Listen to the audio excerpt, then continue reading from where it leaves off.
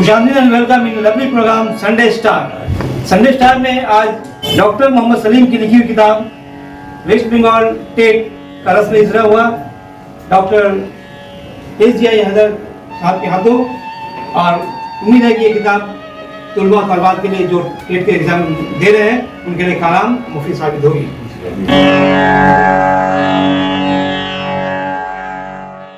Urdu medium के तलबा और तालबात की आसानी के लिए, इम्तिहान में उनकी भरपूर तैयारी के लिए और उन्हें कामयाब करने के लिए डॉक्टर मोहम्मद सलीम साहब, जो कि मटियापुर प्राइमरी स्कूल के असिस्टेंट टीचर हैं, इन्होंने एक किताब तरतीब दी है जो उन बच्चों के लिए बड़ी कारआमद साबित होने वाली है। लिहाजा आज ये अहले इल्म जो यहाँ पर इकट्ठा हुए हैं उसी किताब की रोनुमाई होगी।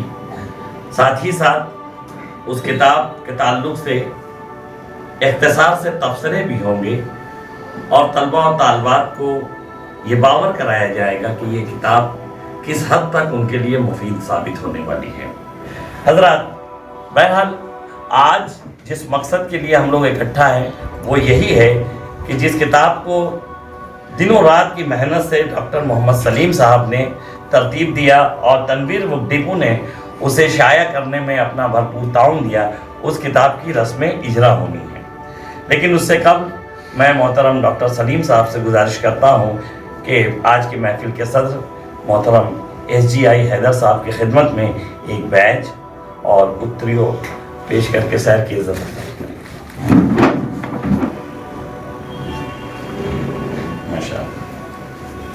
मैं जनाब सरवर साहब से गुजारिश कर रहा हूँ कि साहिब किताब जनाब डॉक्टर सलीम साहब की खिदमत में एक उत्तरियों और एक पेश।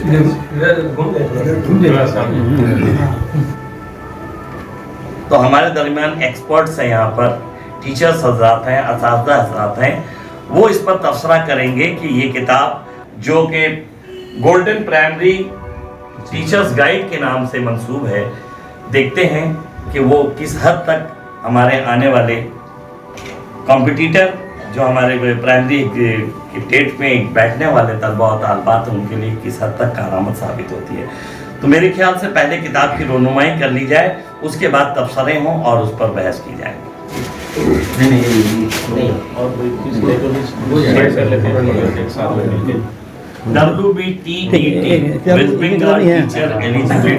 एक नाम से ये किताब golden primary teachers guide,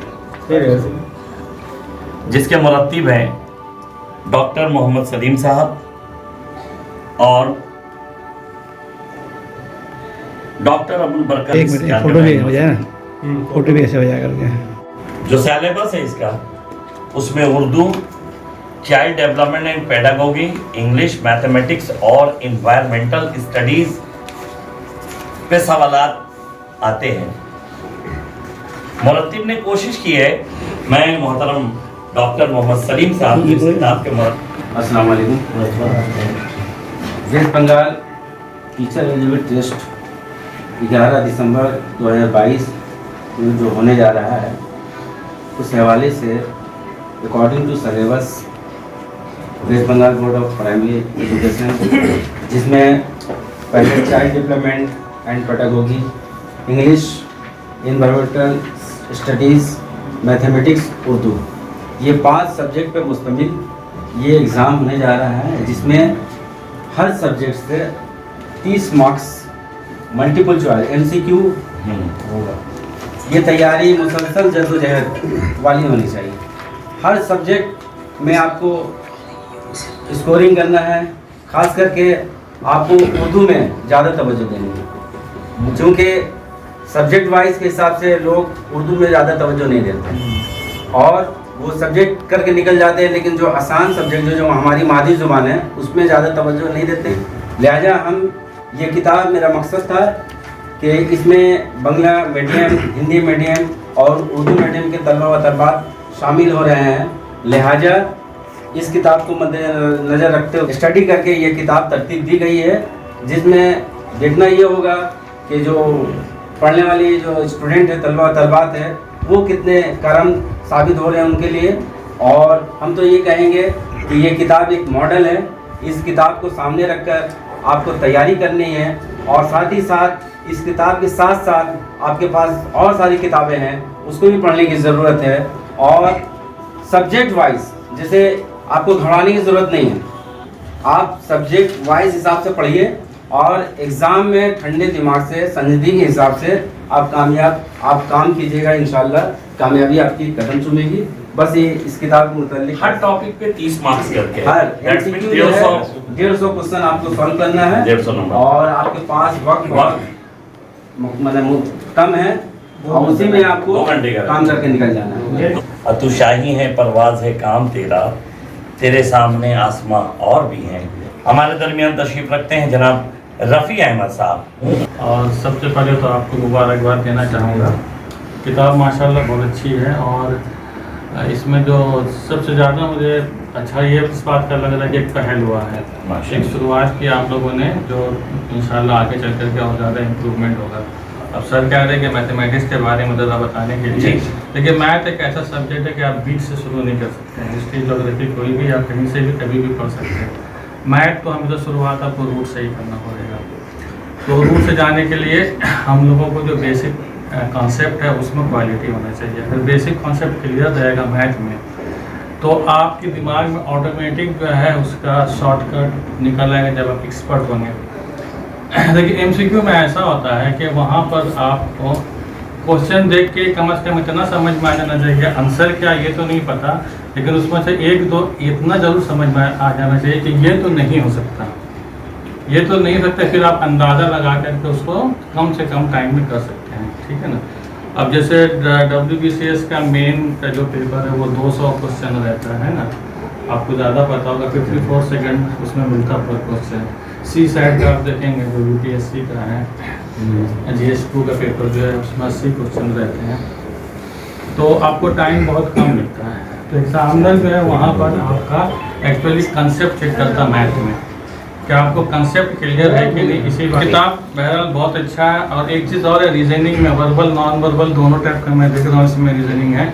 reasoning में तो हम लोग स्कूल में कुछ होता भी नहीं, पढ़ाई में तो रीजनिंग में हम लोग तवज्जो नहीं देते। और जबकि रीजनिंग जो है आपका सेम मतलब एक बराबर है, जैसे मैथ आता है वैसे रीजनिंग आता है, ठीक है ना।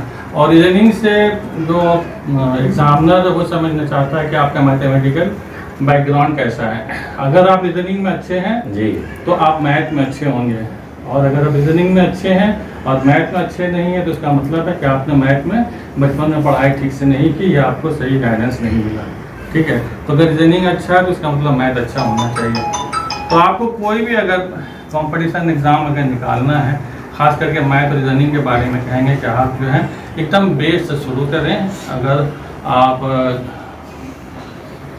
8, 9, 10 का NCERT का जो बुक होता है, जो आरिस अग्रवाल का है, उसको पहले अच्छे से कर लें, उसके बाद फिर कुछ भी करेंगे तो आसानी से हो जाएगा। फिर कुछ ट्रिक्स हैं वो आपको जब बेस क्लियर हो जाएगा तभी आप ट्रिक समझ पाएंगे और अप्लाई कर पाएंगे।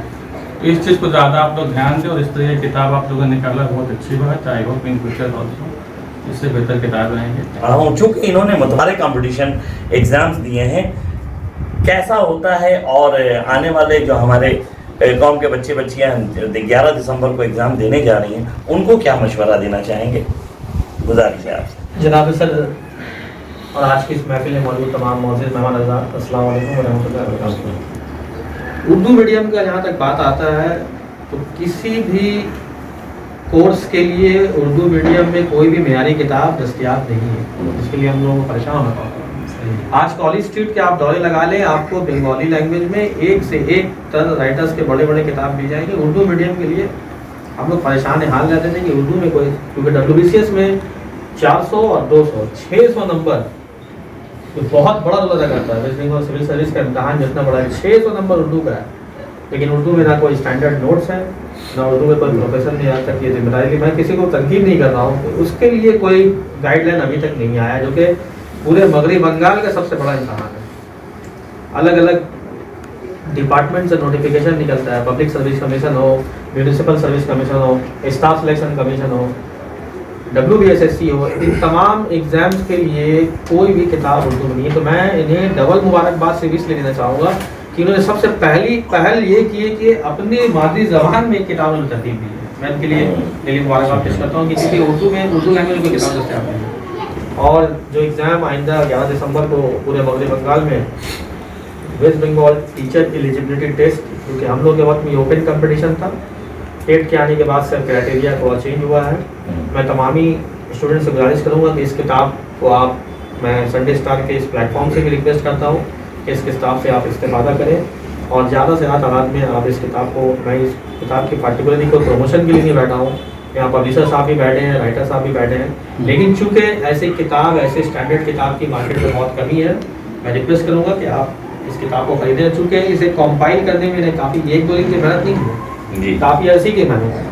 एक किताब को मार्केट में लाना, पब्लिश कराना बहुत लोहे के चने चबाने के बराबर होता है। एक मामूली से मामूली आर्टिकल को नॉर्मल से पेपर में छपने के लिए कितना दिन वेट करना पड़ता है, और पूरी की पूरी किताब अगर तरतीब दी जाए तो एक बहुत बड़ा वक्त है। जो बच्चे कॉमर्स के हैं, मैं उनसे ये रिक्वेस्ट करूंगा कि आप बिलखुसूस ऑडिट एंड अकाउंट्स के इम्तहान में आगे बढ़ें। ग्रुप ए की सैलरी आपको मिल जाएगी, ग्रुप ए वाली पोजीशन आपका, एक बहुत बड़ी जिम्मेदारी, हर दिन आपके सामने करोड़ों रुपए का कारोबार जो हुकूमत मगरबी बंगाल के तहत होता है, आपको उसकी जिम्मेदारी दी जा रही है। तो ये दिली मुबारकबाद पेश करता हूँ मैं डॉक्टर मोहम्मद सलीम साहब को कि उन्होंने किताब लिखा, और इससे मजीद इम्प्रूवमेंट के लिए जिस तरह से और भी मशवरे आ रहे हैं, इसको अपडेट करते रहिए, ताकि उर्दू मीडियम की जो कमी है उसको आप पूरे करने की जिम्मेदारी आपने उठाया है, जो बेड़ा आपने उठाया है, इसे छोड़े नहीं, क्योंकि ये बहुत बड़ा कदम मैं समझता हूँ कि मगरबी बंगाल में कि बहुत बड़ा कदम है कि उर्दू मीडियम में बार बार मैं इस बात को जोड़ दे रहा हूँ, इंटरव्यू में बंगाली, बुक बंगाली, मैगजीन बंगाली, सब कुछ बंगाली, उर्दू में कोई किताब ही नहीं है, तो बच्चे जाएंगे कहाँ हमारे। लिहाजा मैं मोहतरम अब्दुल सलाम साहब से गुजारिश कर रहा हूँ कि इस किताब में अंग्रेजी के जो सवालात इकट्ठा किए गए, यकजा किए गए, इस ताल्लुक से, किताब के ताल्लुक से, और तलबा और तालबात जो आने वाले इम्तिहान में बैठने वाले हैं उन्हें क्या मशवरा देना चाहेंगे सर? सदर मोहतरम और मौजूद हाज़रीन, अस्सलाम वालेकुम। सबसे पहले मैं डॉक्टर सलीम साहब को और किताब के जो पब्लिशर हैं उनको मुबारकबाद पेश करते हैं। ये किताब जो है कम से कम जो है इतना है कि उसको एक गाइडलाइन देगी बच्चियों को, और ये कहना चाहूँगा कि प्रैक्टिस से ही परफेक्शन होता है। तो सिर्फ इस किताब को आपको मैंने कि एक मौका मिलेगा बच्चियों के लिए कि आपके लिए गोल्डन मौका है कि गोल्डन भी साबित हो आपका ये किताब, और प्लस गाइड भी साबित हो हमारे बच्चियों के लिए, ताकि वो आगे चल कर जो है हमारे मैंने कि जो है टीचर जो है बने। खासतौर से प्राइमरी टीचर बनना तो सबसे ज़्यादा मैंने कि अहम काम होता है कि बेस यहीं तैयार होते हैं, है ना।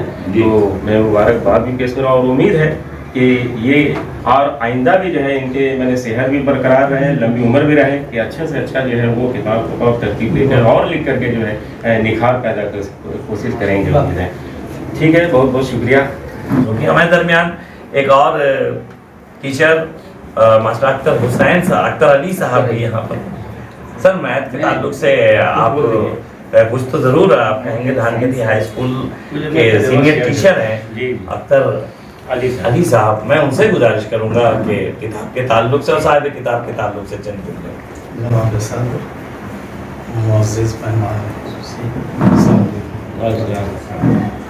सबसे पहले आपके मुस्तहक हैं हमारे डॉक्टर सलीम साहब। इस किताब से बच्चों को फ़ायदा तो होगा। अब रहा ये कि ये जो कंपटीशन है, बच्चे बहुत अच्छे खासे तादाद में बैठेंगे, बहुत दिनों के बाद एग्ज़ाम हो रहा है। उसमें कामयाबी के लिए सिर्फ उर्दू ही देखेंगे ये नहीं होगा, आपको पूरा एग्ज़ाम जो है मैंने 5 चैप्टर 5 ये टॉपिक जो है उसमें मैक्सिमम स्कोर करना है। कंपटीशन है रहा, पहले वाला जो अपॉइंटमेंट हो रहा है उस तरह का हुआ तो कोई बात ही नहीं है। वो बात नहीं, अगर वाकई जो है अगर वाकई जेन्युइन हुआ तो वो फिर पांचों जो है सब्जेक्ट में अच्छा स्कोर करने के लिए बच्चों को जो है वो पूरा लगन, पूरे मेहनत से जो है, पूरी ईमानदारी से जो है मेहनत करना पड़ेगा, तभी जाके जो है ये होगा कामयाबी। अब रहा ये मैथमेटिक्स का जहाँ तक ताल्लुक है जी, तो यहाँ जो सिलेबस इस किताब में और ज़रूरत है उसको इम्प्रूव करने की, चैप्टर वाइज जो है कुछ टॉपिक्स, कुछ ट्रिक्स जो है जो बच्चा इस्तेमाल, यहाँ क्वेश्चन दिया हुआ है, लेकिन कैसे ट्रिक्स लगाएंगे, कौन सा ट्रिक्स लगेगा, वो ट्रिक्स जो है अगर अप्लाई किया जाता तो उसको जो है ज़्यादा फायदा पहुँचता। तो इसको जो है आप जहन में रखें, इसको इम्प्रूव कीजिएगा तो इस बात को जो है और काम आएगा बच्चे के लिए। और मैथमेटिक्स ऐसा सब्जेक्ट अगर आप नहीं जानते हैं तो आसमान से तारा तोड़ने के बराबर है, सिंपल है, कुछ भी आप नहीं लिख सकते वहाँ पर। आपको जो है बेसिक एकदम जो है एकदम बेस जो है वो आना चाहिए। अब उसके बाद अगर आता भी है तो अब कंपटीशन में टाइम लिमिटेशन बहुत इम्पोर्टेंट है, तो टाइम मैनेजमेंट के लिए आपको प्रैक्टिस बहुत करके जाना होगा। मैंने इतना कि कुछ क्वेश्चन तो आप देख के ही आप बता दीजिएगा कि ये आंसर होगा, वहाँ से टाइम आपका बचा, दूसरा टाइम में आप सॉल्व करके निकाल रहे हैं। तो time management is very very important. तो बच्चे को हम लोग यहाँ वो सब टीचर हैं जिनको हम गाइड कर रहे हैं, तो उनको ये बताना ज़रूरी है कि आपका प्रैक्टिस इतना ज़्यादा होना चाहिए, इतना अच्छा होना चाहिए, आप टाइम लिमिट में सारे क्वेश्चन को आप अटेम्प्ट करें। और सर जो है गेस का जो मामला बताए हैं वो गेस है, माने ये कि अगर हम कंफर्म हो जाते हैं कि 2 जो है क्वेश्चन मेरा जो है यहाँ नेगेटिव मार्किंग तो है ही, तो सभी क्वेश्चन को अटेम्प्ट आना है, ठीक है, कुछ ना कुछ तो जो है ज़रूर जो है तुक्का लगेगा ही, तो सब क्वेश्चन अटेम्प्ट करना है। और उसके बाद जो है प्रैक्टिस जितना ज़्यादा अच्छा होगा, ग्रामर का, इंग्लिश के सब्जेक्ट में ग्रामर, उर्दू में जो है आपका जो है कुछ मुज़क्कर मुन्नस बहुत सारा जो है एग्ज़ाम दिए हम लोग भी, उस तरह से ही आता है, तो स्कोर अच्छा होता है उर्दू में, इंग्लिश में, मैथमेटिक्स में। ये जो मैथमेटिक्स में स्कोर आप 30 में 30 कर सकते हैं और ये आपको आगे लेके चला जाएगा दूसरे बच्चे से। हमारे दरमियान तशरीफ रखते हैं मौलाना आज़ाद कॉलेज के असिस्टेंट प्रोफेसर उर्दू के जनाब मंजर हुसैन साहब। सर की इजाज़त से मैं अपनी बात शुरू करूँगा।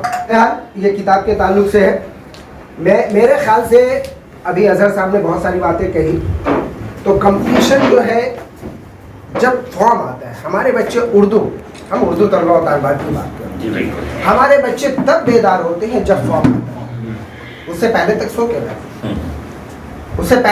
के रहते हैं, उसके बाद वो बेदार होते हैं, और बेदार होने के बाद भी हमारे अक्सरियत तलबा और तालिबात की ये हालत है कि वो अंग्रेज़ी और मैथ में बहुत कमज़ोर होते हैं, अक्सर व बेशतर, मैं सबकी बात नहीं कर रहा हूँ, लेकिन उसमें अक्सरियत की तादाद हुई। तो मैं ऐसे बच्चों को मशवरा दूंगा कि आप तो इस एग्ज़ाम को दीजिए, लेकिन उसके बाद आप वो खरगोश और केचुए वाली जो कहानी सुने हैं, आप खरगोश मत बनिए, केचुआ बनिए, केचुए की तरह चलते रहिए, आप अपनी मेहनत जारी रखिए, खरगोश की तरह 1.5 महीना 11 दिसंबर तक पढ़ करके फिर सो मत जाए, सो गए तो उसी दिन आप खत्म हो गए, जहां से शुरू किए थे वापिस आप वहीं पे पहुंच चुके। लेकिन अगर आप केचुए वाली रफ्तार से चल रहे हैं तो आपकी रफ्तार चल रही है, आपकी मेहनत चल रही है, आपका नॉलेज बढ़ रहा है, आपकी मालूमात बढ़ रही है, इस दफ़ा नहीं तो अगली दफ़ा आपको कामयाबी से कोई नहीं रोक सकता। अभी फ़िलहाल जो तकरीबन 1.25 महीने की मुद्दत है, 1.5 महीने की मुद्दत है, मैं उन बच्चों से ये कहूँगा कि आप सबसे पहले डिसाइड कर लीजिए, देख लीजिए कि ये 5 हिस्सों में बटा हुआ है, हमें पूरा 150 नंबर लाना ज़रूरी नहीं है, सिर्फ 90 नंबर चाहिए मुझे, सिर्फ 90 नंबर, यानी 60% लाते हैं तो आप क्वालिफाई करते हैं, इस मार्क्स को ऐड नहीं किया जाएगा कहीं भी, जस्ट क्वालिफाई करेंगे आप। 90 नहीं आते हैं तो आप आगे नहीं जाएंगे। तो आप देखिए कि कौन सा आपका उर्दू मजबूत है, सोशल साइंस मजबूत है, इंग्लिश मजबूत है, चाइल्ड डेवलपमेंट, मैथ्स नहीं जानते छोड़ दीजिए, लेकिन 120 में आपको ये टारगेट लेके चलना होगा कि आप 90 लाइए। मैं अपनी मिसाल देता हूँ, जब मैं नेट की तैयारी कर रहा था तो सब मैं पढ़ रहा था, तो मैं जिसको पढ़ता था बहुत डीपली, तो एक क्वेश्चन मेरे पास आया, इम्तहान में क्वेश्चन आया, वो मेरा पढ़ा हुआ नहीं था कि दर्ज झेल में से कौन सी किताब फला शायर की, वो शायर मेरा पढ़ा हुआ नहीं, लेकिन जो 4 ऑप्शन दिया हुआ था उसमें से 3 मुझे मालूम था कि ये इसका नहीं है, तो चौथा ऑटोमेटिक। तो हमें इस तरह से पढ़ना है कि जिसको, इसलिए हम बच्चों को हमेशा अपने क्लास में भी ये बोलते हैं कि आप जब पढ़िए, 2 चीज़ है, सरकार डिग्री बांटती है। जब आप ग्रेजुएशन करते हैं, वैज्ञानिक करते हैं, एचएस करते हैं, तो एग्जामिनर को बोला जाता है कि आप ज़्यादा से ज़्यादा पास करिए। लेकिन जब आप कॉम्पिटिटिव एग्जाम देते हैं तो वहाँ ऑर्डर होता है जितने को रोक सकते हैं। एकदम मामला बिल्कुल बरक्स होता है। जब आप क्लास 10 के बाद आप देखते हैं कि मुझे कॉम्पिटिटिव एग्जाम की तैयारी करनी है, पढ़ना है, और जब आप पढ़ने बैठते हैं तो आप सिलेबस देखते हैं, उसको पढ़ते हैं तो लगता है आप नहीं रहे, क्योंकि हम उस वक्त तक सिर्फ निसाब के मुताबिक पढ़े, लेकिन अब जो निसाब है वो पूरा डीपली पढ़ना होगा। तो मैं बार बार बच्चों को ये बोलता हूँ, आप गाइड से इस्तेफादा करिए, फ़ायदा उठाइए, भरोसा मत करो कि बस यही सब कुछ है, इससे हम इस्तेफादा। गाइड का मतलब क्या है? गाइड का मतलब ये तो वो आपको गाइड करेगा, लेकिन उसको आप ओढ़ना बिछौना बना ले, इसी पे ईमान ले आए तो ईमान मुकम्मल नहीं हो। बल्कि टेक्स्ट पढ़ना जरूरी है।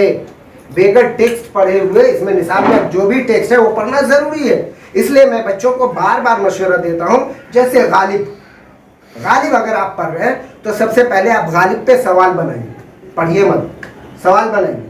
जितना 100 सवाल बना सकते हैं बनाइए, 200 बना सकते हैं बनाइए। उसके बाद आप उसका जवाब खुद से लिखिए, कितना मालूम है। उसके बाद जो बच रहा है उसको ढूंढिए, तलाशिए। जब हम तलाशते हैं तो एक सवाल तलाशने के चक्कर में कई सवालात सॉल्व होते हैं। और इस तरह से जब हम बनाएंगे तो सवाल ही नहीं उठता है कि गालिब पे कोई सवाल आए और हम उसको हल नहीं कर सकते। तो हमारे यहाँ क्या हमारे यहाँ प्लानिंग नहीं, बच्चे प्लानिंग करके नहीं पढ़ते। अभी अजहर साहब जैसा कह रहे थे कि WBCS में उर्दू का, मैं बताता चलूँ कि हमारे कॉलेज में कई असातिज़ा हैं जो पर्सनली तौर पे जो आते हैं उनको गाइड करते हैं। मैं खुद कई लोगों को गाइड किया। और हमारे बच्चे मसला क्या है कि उर्दू पढ़ना नहीं चाहते, वो रख लेते हैं, पढ़ना नहीं चाहते। वो सिर्फ ये चाहते हैं कि मुझे नोट्स दे दिया जाए, मैं रट के पास करूँ, समझना नहीं चाहते हैं। और जब एक टीचर अगर आपको गालिब के ताल्लुक से निसाब में है, WBCS में या टेट में या किसी भी एग्जाम में, तो टीचर अगर आपको वो चीज़ पढ़ाएगा तो उसके मुख्तलिफ पहलू खुलकर सामने आ जाएंगे। लेकिन जब आप नोट्स पढ़ेंगे तो आप सिर्फ एक लकीर के फ़कीर बन गए। अगर सवाल को घुमा दिया जाए, अल्फाज बदल दिए जाए, जुमले तब्दील कर दिया जाए तो आप छोड़ करके चलाएंगे। तो हमारे लिए समझना बहुत ज़रूरी है। अगर जब तक हम समझेंगे नहीं तब तक हम लकीर के फ़कीर रहेंगे। अंजुमनों से जिनका ताल्लुक है, मैं उनसे गुजारिश करता हूँ। ये और बात है कि आंधी हमारे बस में नहीं। ये और बात है कि आंधी हमारे बस में नहीं, मगर चिराग जलाना तो हमारे अख्तियार में। जलाते हैं। तो सलीम साहब हमेशा जो है कोशिश करते रहे हैं कि वो किताब WBA निकाले। दूसरी बात है जो हमारे रफ़ी साहब ने कहा कि उसको जो है हम लोग एजुकेशन में ला सकते हैं, भी अच्छा मशवरा दिया। लेकिन मेरा मशवरा है कि ये किताब तो एक गाइडलाइन है। हमारे सर ने कहा कि एक लकीर खींच देते हैं, लेकिन उस्ताद के बिना ज्ञान नहीं होता है। नो कॉलेज विदाउट नॉलेज जो होता है बोलता है नहीं होता है, क्योंकि उस्ताद जो है एक बात को बड़ा तफसील करके इतना बड़ा किताब बना देता है। उस्ताद के बिना ज्ञान नहीं मिलता है।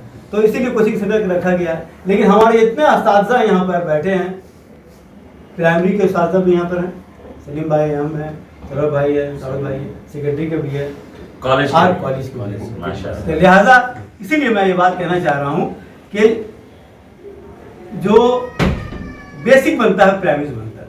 अब प्राइमरी टेट का एग्जाम बन रहा है, अब प्राइमरी टेट का जो एग्जाम होने जा रहा है, हमारे कौम के बच्चों को समझाने की जरूरत है।